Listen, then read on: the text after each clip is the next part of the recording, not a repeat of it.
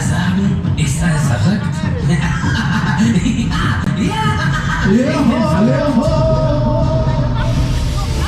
so eine Show gebaut. Der muss doch irre sein, oder? Schließlich fliegen wir mit 120 km/h schnell und bis zu 240 Meter. Eine Beschleunigung von 4 G. Wird euch fast den Atem. Wollt ihr mit mir dieses Abenteuer verfolgen? Habt ihr den Mut dazu? Dann folgt mir. Folgt mir in den Dschungel. Folgt mir in den Dschungel.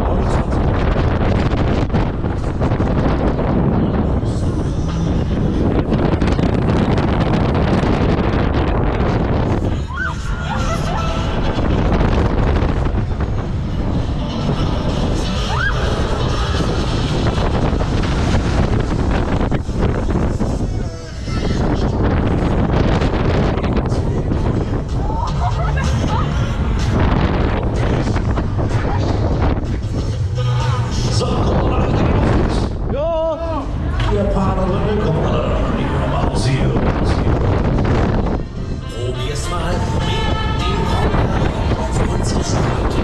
Das ist das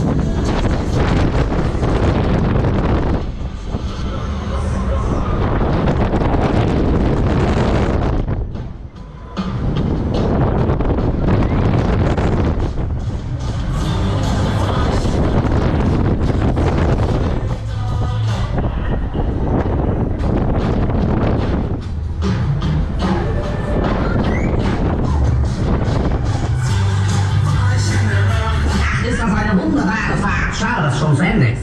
Ze gaan allemaal iets zien.